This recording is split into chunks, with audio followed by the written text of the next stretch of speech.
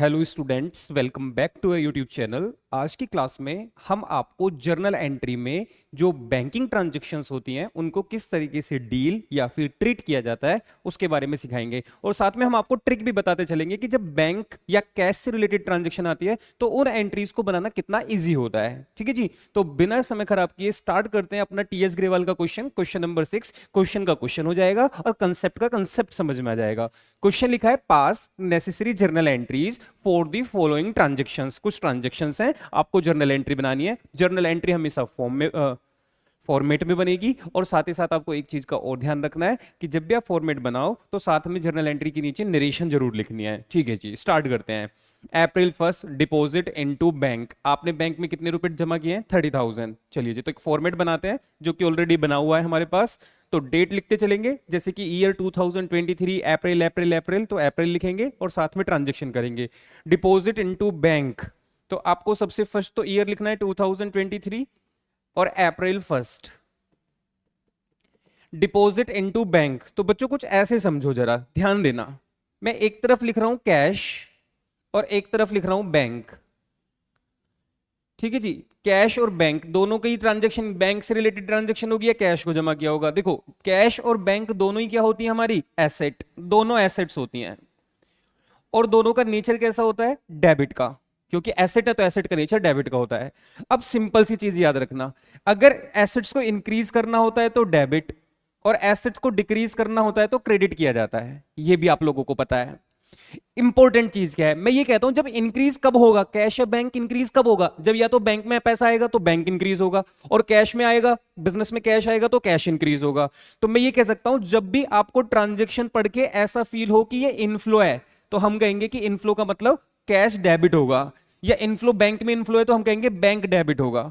और जब भी आपको ऐसा फील हो कि यहां से पैसा जा रहा है, चाहे कैश जा रहा है या बैंक से जा रहा है, जिसको आउटफ्लो, तो आउटफ्लो में हर केस में कैश या फिर बैंक क्या होगा? क्रेडिट होगा। तो बस इनफ्लो और आउटफ्लो देखना है। इनफ्लो का मतलब डेबिट होता है कैश बैंक की ट्रांजैक्शन में, तो आप हर बार जब भी कैश या बैंक में इनफ्लो होगा आप इनको डेबिट करेंगे। और अगर आपके पास से कैश या बैंक से पैसा जा रहा है या चेक से आप पेमेंट कर रहे हो तो इसका मतलब आउटफ्लो है ऑफ कैश या आउटफ्लो फ्रॉम बैंक, तो आप बैंक या कैश को क्रेडिट करेंगे। इस कॉन्सेप्ट को ध्यान में रखते हुए आप सारी एंट्री इजीली पास कर पाओगे। वापस से चलते हैं, जरा ध्यान देना। डिपॉजिट इनटू बैंक, अब आप बताओ, डिपॉजिट इनटू बैंक, तो बैंक में डिपॉजिट किया है हमने, तो बैंक में इनफ्लो और कैश का आउटफ्लो। तो अभी मैंने बताया इनफ्लो जो होगा वो डेबिट, तो इनफ्लो हो रहा है हमारा बैंक, तो बैंक अकाउंट डेबिट। और आउटफ्लो किस चीज का हो रहा है? हमारा कैश का, तो कैश अकाउंट क्रेडिट। नरेशन के लिखेंगे आप बीइंग डिपॉजिट इनटू बैंक। तो ये हो गई हमारी फर्स्ट ट्रांजैक्शन और बड़ी इजी एंट्री हमने पास कर ली। कितने रुपए आपने बैंक में जमा किया है? तो अमाउंट जमा किया है आपने 30,000 रुपीज, तो अमाउंट भी रिकॉर्ड कर देते हैं 30,000 और 30,000। वेरी गुड, तो ये हो गई फर्स्ट ट्रांजैक्शन आपकी। सेकंड ट्रांजैक्शन पे चलते हैं। अप्रैल 3 को कैश विदड्रॉन फ्रॉम बैंक। बच्चों रिवर्स एंट्री बना दो, पहले बैंक में जमा किया तो बैंक टू कैश, अब की बार आपने बैंक से विदड्रॉ कर लिया, अब बैंक डिक्रीज, बैंक से आउटफ्लो और कैश का इनफ्लो। तो ओके, अप्रैल 3 वापस से आपके पास कैश आ गया तो कैश डेबिट, और आपके पास से बैंक बैलेंस कम हो गया तो bank credit. Being withdrawn from bank.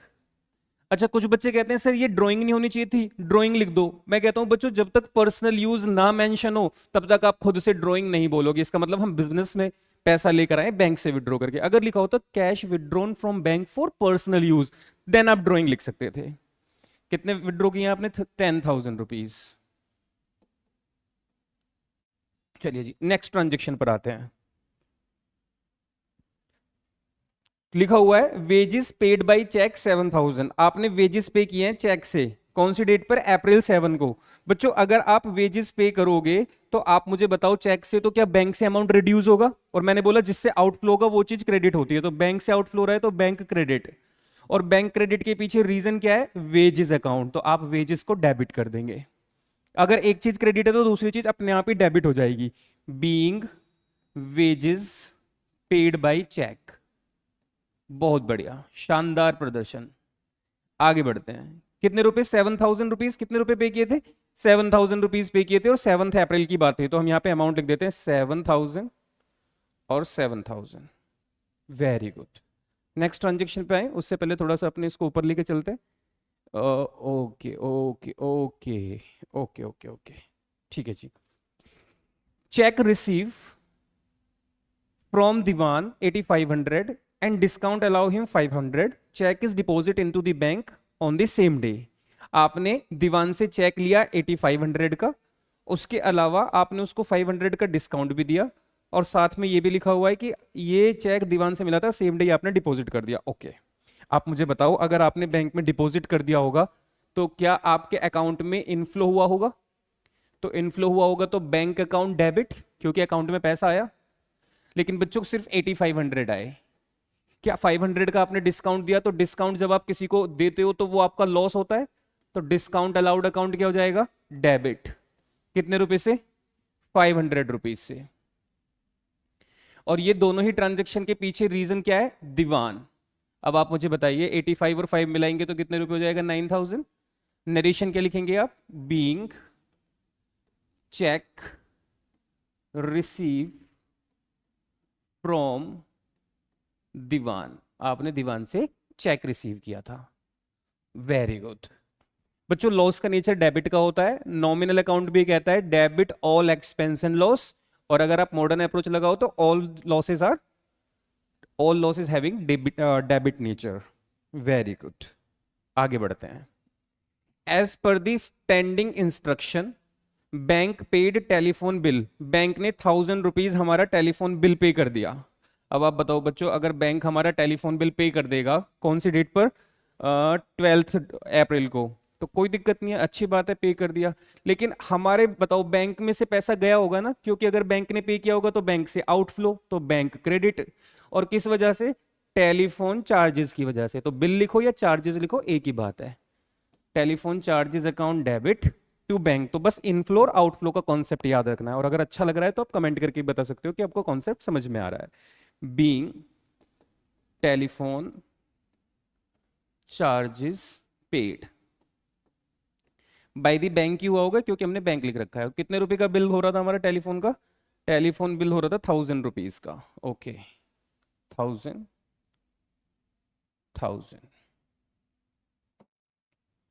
Next transaction पे आते हैं। कहते हैं दीवान ने जो चेक दिया हुआ था वो क्या हो गया? डिसऑनर्ड हो गया। ठीक है, दीवान ने कितने रुपए का चेक दिया था? 8500 का। कहते हैं ये डिसऑनर हो गया, इसने हमारा फुद्दू बना दिया है एक तरीके से, मतलब अमाउंट तो था ही नहीं उसके अकाउंट में, या फिर साइन गलत करके दे दिए होंगे, पर ये चेक से जो पैसा हमें आना था वो नहीं मिला। अब आप बताओ बच्चों, थोड़ी देर पहले देखो, हमें तो लग रहा था दीवान की वजह से हमारे बैंक में इनफ्लो हुआ होगा। अब हमें बैंक से जो 14 तारीख को हमारे पास एक इन्फॉर्मेशन आई है, बैंक कह रहा है जी कोई पैसा नहीं आया। हमने कहा ओके, अप्रैल 14 जो बैंक डेबिट कर रखा था उस बैंक को वापस से क्रेडिट कर दीजिए, क्योंकि बैंक में कोई अमाउंट नहीं आया, तो आपको गलत लग रहा था, बैंक डेबिट है, बैंक वापस से 8500 से क्रेडिट। अब आप बताओ, जो दीवान है क्या इससे सिर्फ 8500 रुपीज ही लोगे, या इसने तो 500 रुपए तो आपने डिस्काउंट दिए थे उस टाइम पे कि चलो यार तुम अच्छे हो, तुम चेक दे रहे हो, कोई बात नहीं, 500 रुपए तुम बाद में तुम्हारे काट दिए हमने, तुमने मेरे ऊपर छोड़ दिए। अब आपको पता चलता है वो तो पागल बनाकर चला गया, तो क्या वो 500 रुपए भी आप उससे रिकवर करोगे ना? तो आप कहोगे भाई वापस तुझे 9000 ही देने पड़ेंगे, तुमने धोखा दिया है। तो ये जो डिस्काउंट अलाउड डेबिट कर रखा था, इस डिस्काउंट अलाउड को हटा दो वहां से, अकाउंटिंग में से डिस्काउंट अलाउड को क्रेडिट कर दो। मतलब बच्चों, जैसे कोई चीज डेबिट में है और उसको आपको लगता है कि गलत लिख दी थी, अब इसको वापस हटाना है, तो डेबिट को हटाने के लिए वापस क्रेडिट कर दिया जाता है। कितने रुपए से? 500 रुपीज से। Narration being Diwan's cheque dishonoured. Very good, शानदार। आगे बढ़ते हैं, नेक्स्ट ट्रांजेक्शन पे आते हैं। कहते हैं charges debited bye the bank 400। Bank ने 400 रुपीज का जो बैंक चार्ज था वो काट दिया हमारे अकाउंट से। बैंक जब भी हमारे अकाउंट से कोई चीज डेबिट करता है मतलब हमारे अकाउंट से वो अमाउंट डिडक्ट कर रहा है। तो 16 को बैंक ने चार्ज लगाया, तो 16 को हम भी चार्ज लगवा देते हैं, अप्रैल 16। बच्चों बताओ, बैंक ने चार्ज लगाया होगा तो बैंक से इनफ्लो हुआ होगा बैंक में या आउटफ्लो? ऑब्वियसली सर, चार्ज लगाए तो आउटफ्लो हुआ होगा, तो to bank account bank credit हुआ होगा। रीजन क्या था? Bank charges. बैंक कुछ खर्चे होते हैं जो बैंक आपके अकाउंट से काट लेता है, जैसे आप एटीएम यूज करते हो, आप चेक बुक का यूज करते हो, चेक से पेमेंट्स करते हो, अदर फैसिलिटीज बैंक आपको देता है, तो उसके बदले में बैंक कुछ पैसा भी लेता है, तो वो आपके अकाउंट से डायरेक्ट काट लेता है, तो वही बैंक से अकाउंट में से पैसा कट गया 400, being bank charges 400 rupees. Very good, April 16। आगे बढ़ते हैं, नेक्स्ट ट्रांजेक्शन देखते हैं क्या लिखा हुआ है। कहते हैं goods sold and sale proceeds deposit into bank 8000। आपने कुछ गुड्स बेचे 17 तारीख को 8000 रुपए के, और वो पैसा आपने बैंक में जमा करा दिया। ठीक है, अब बताओ बच्चों कौन सी डेट थी ये? अप्रैल 17। 17 अप्रैल को आपने सामान सेल किया, और सेल से जो वैल्यू आई वो आपने बैंक में जमा करा दी, तो बैंक में इनफ्लो, और इस इनफ्लो के पीछे रीजन क्या है? सेल्स, और सेल इनकम होती है तो इसलिए क्रेडिट भी होती है, बीइंग गुड्स सोल्ड। बस इतनी सी ट्रांजेक्शन नरेशन लिखो, बात खत्म। कितने रुपए के गुड्स सेल किए थे आपने? 8000 रुपीज के, तो आप अमाउंट लिख देंगे 8000। 8000, वेरी गुड। नेक्स्ट ट्रांजेक्शन पे चलते हैं। Bank has paid insurance premium as per our standing instruction rupees 1800। हमने बैंक को इंस्ट्रक्शन दे रखी थी कि बैंक आप हमारे कहने पे, हमने बैंक को बोला हुआ था कि हमारा जो इंश्योरेंस जाता है, जो प्रीमियम जाता है, उसको आप ही पे कर दिया करना। हमने बैंक को ऐसी एडवाइस इंस्ट्रक्शन दे रखी है, बैंक ने हमारे कहने पे वो पे कर दिया, तो बैंक से आउटफ्लो, आउटफ्लो तो मतलब बैंक क्रेडिट। किस वजह से? क्योंकि इंश्योरेंस प्रीमियम पे कर दिया बैंक ने, तो इंश्योरेंस प्रीमियम अकाउंट डेबिट।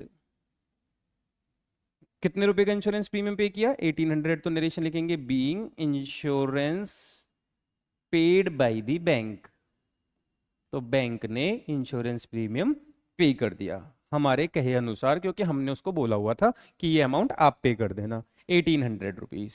अच्छा, डेट 19 है ये, और पेमेंट 1800 की है। ओके, नेक्स्ट ट्रांजेक्शन पे आ जाते हैं।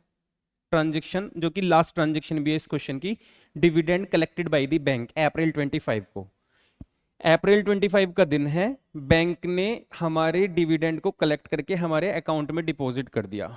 ठीक है जी, अप्रैल 25 का दिन था, बैंक ने कुछ डिविडेंड कलेक्ट किया, तो हमारे अकाउंट में डेबिट हो गया होगा पैसा। बच्चों डिविडेंड वो होता है जब आप किसी कंपनी के शेयर खरीद लेते हैं, तो उस शेयर पे आपको फ्यूचर में डिविडेंड मिलता है। मतलब जब जब कंपनी प्रॉफिट अर्न करती है साल के लास्ट में, तो उस प्रॉफिट को डिस्ट्रीब्यूट करती है शेयर होल्डर्स के बीच में।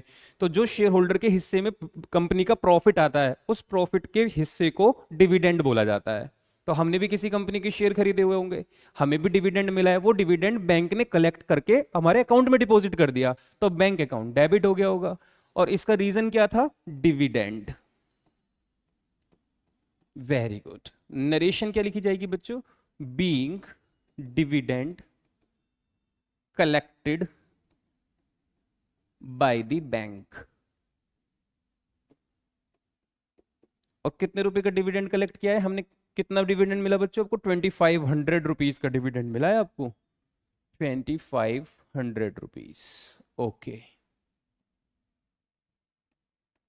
तो अगर आपको ये क्वेश्चन समझ में आया हो तो आप कमेंट करके बताएंगे। अगर आपको वीडियो पसंद आई है तो आप वीडियो को लाइक भी करेंगे, और आप वीडियो को शेयर भी करेंगे अपने फ्रेंड्स के साथ। और अगर आप चैनल पर पहली बार विजिट कर रहे हैं तो आप क्या करना, चैनल को सब्सक्राइब भी कर लेना। ठीक है जी, ये पूरा क्वेश्चन है आपके सामने जो आपको नज़र आ रहा होगा। 1 अप्रैल से हमने ट्रांजैक्शन किए। चलिए जी, मिलेंगे नेक्स्ट वीडियो में। Bye bye, take care.